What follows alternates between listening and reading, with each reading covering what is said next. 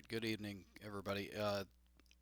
This is precisealgorithmtrading.com. It's Friday, January 5th, 2024. So it's our first Friday of 2024.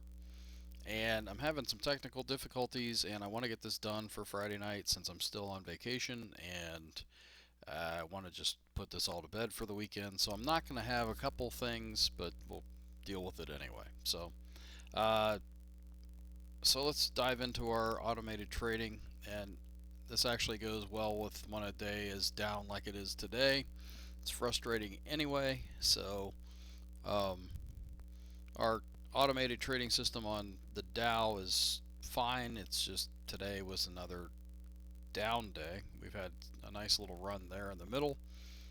Oops, nice little run there in the middle that I was talking about of positive trades, and now we had a good trade yesterday. I'm sorry, no, that was today. So 1-5. Those are our trades. But more losers than winners. It's frustrating, and there's plenty of reason to think this market is going to take a pause to the downside. And actually, yeah, there's a lot to it. So um, I'll show you in a second. There's actually this trade right in the middle of being a winner in the middle of those losers is one of the reasons. So we're going to get a pop here pretty soon, just like we did the other day. This market on a Friday like today will have probably some follow through to the negative on Monday, but then I think maybe there's a possibility for half a day on Monday and into Tuesday we could get that relief rally. I don't think it's going to be a rally that everybody thinks it's going to be. It's not going to turn around and make new highs, but it's enough of a rally to make bullish positions be bullish again, if that makes sense. So, anyways, this is the part I'm missing for today. I was going to run charts for the 15-month charts. They're not downloading, and I'm tired of waiting on them. So, this is the 15-month chart of the Russell, which is working fine, and it was down today as well. So 2 trades today and both negative. So that's kind of a bummer. And then the NASDAQ had a nice rally yesterday and gave most of it back today. So that's aggravating. 1, 2, 3 trades today. 4 if you count that open one, but I don't have an open trade. So I'm going to see what this looks like come Sunday night when the futures open back up again. But so 3 trades, 2 losers, 1 winner, and that's been the story of the day. So kind of, just like I say, all around frustrating, but well, you have to live through that stuff if you're going to be trading. So, all right, let's flip to the markets. This is the S&P 500 E-mini futures, and I really should be waiting for some confirmation. And confirmation of like bouncing to a new like reversal. And what reversal I'm looking for, I'm going to draw it with this thing. So we've come down, and I'm expecting a move up, and probably to about there, and then a pullback lower. Well, the reversal I'm talking about is to just be able to get back up to there.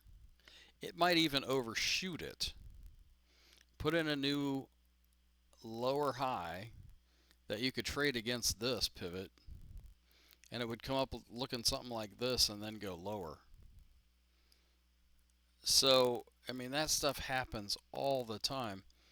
But, and to be able to actually take that trade or to take a trade for that direction, you'd really want to have this come up, break this area right here, come back down, put in a new higher low, and then go up. That's what we're really looking for. And as of right now, we've got this little bounce today that did happen, but now we got to break this pivot. So Um, that hasn't happened. Like I say, it was looking pretty good for a little while today, but then we came in and put a new lower low.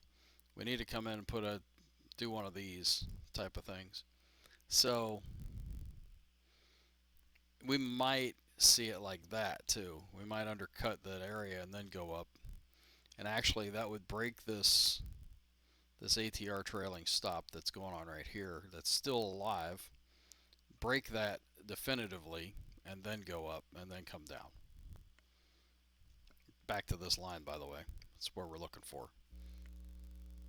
Um, and that is not a bullish prospect. The bullish prospect is the next few days, and then it's pretty bearish after that. But I'm looking for a way to enter bearishly and take advantage of that. This is the Russell, which you can see has already done it, which is actually more reason to believe that's going to happen. So I'm going to draw it out similarly here. So now we've got this coming down here, and we have to have price come up and break it, come back down, come up, put in a new higher low, and then come down. So we've broken this, come up here, come back down, or anywhere in this neck of the woods. This has already broken here, and actually the fact that it's broken and come down, 1, 2, 3, 4, 5, roughly, means that we are primed for a move. That this area should stick, at least in the Russell.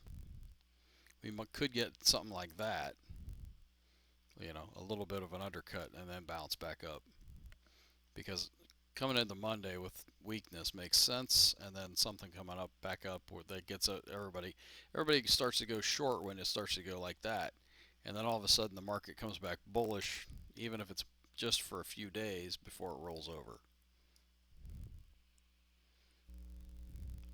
And then the Dow, it's not even close. The Dow doesn't even look like it wants to break down. So to me, that's fascinating because the other ones already look like they're doing it. So we might get something rough on the Dow here. It might just force it. I mean, because the other ones, if they shove it, the Dow can't stay up.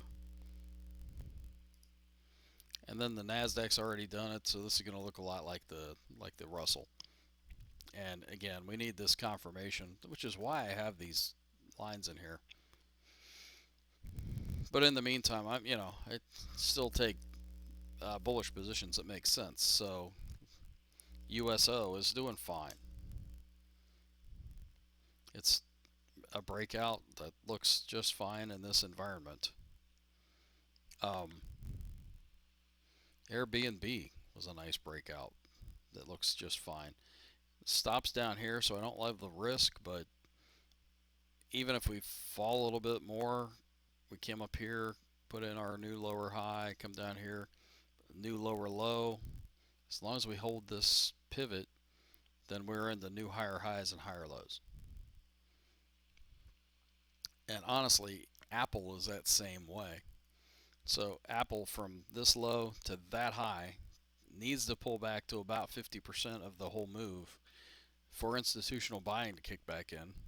And we're almost there. So I've already started nibbling. That's all it is right now.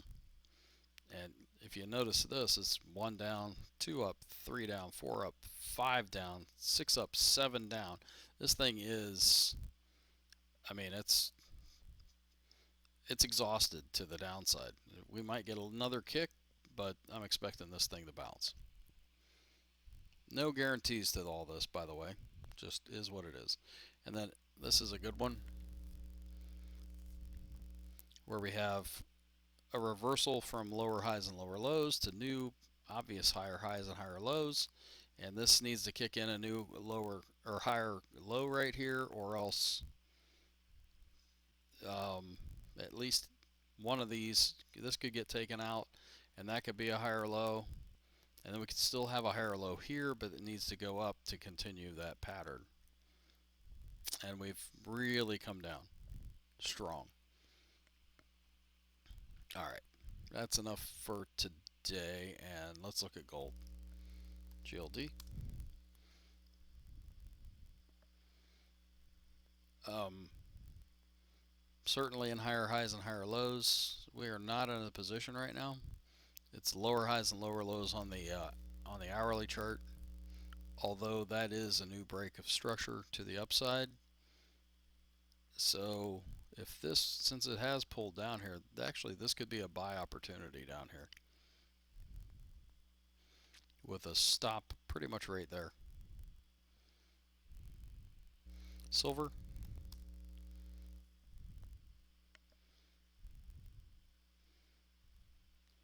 This pivot's got to hold if that is a new higher high and a new higher low.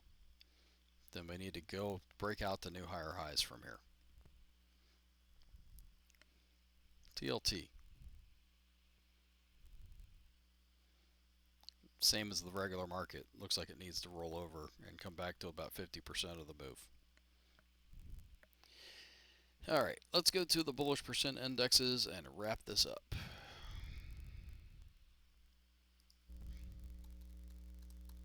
This is at stockcharts.com that we are not affiliated with. We use them, and they have free tools and paid tools. You're welcome to check them out. They have some great information. So the industrials rolled over 4.17%. This needs to go past 74, and we're at 76.66. Past 74 would get us into a new column of O's. The NYA went down a 0.5%, 0.56, so not very much. The transports didn't move today. The NASDAQ down 0.93%. That has to go past 54 to the downside to turn in a new column of O's, and it's at 57.01. The SPX down 1.32%. This needs to go to past 74, and it's at 74.6. So I'd say it's almost a lock that it's going to do that. And that's going to keep things really interesting and murky because nothing's going to be a clean move here. So the OEX went down 1.3%. Needs to go past 74 to get a new column of O's, and it's at 76. That is not a lock. So this is what I'm talking about. It's not clean right now. The NDX has been in a column of O's, down 1.35% today, and we could get a snapback to the upside that could really knock everybody's socks off. This could roll back up to a new column of X's. We could get that NYA move that's a breakout to the upside, and we could get kind of like a rally out of this that nobody's expecting. Now, what are the odds of that? Just as much as going to the downside, because really everything's ready to break down as well. But the only thing holding on is that NYA chart, and if you look at it, it's acting like it wants to break higher, and if it does, that's a different posture for the market. That's pretty bullish. And if we did that, if we put the SPX back here, we could walk sideways in this upward deal up here. I'm still expecting a move down into the mid-range at some point, and it is, if we walk sideways and then break higher from there, it is going to be ugly when it finally does fall sometime. So keep that in mind and keep your risk in check. In the meantime, take care, guys. Have a great weekend, and we will talk to you again after Monday's review.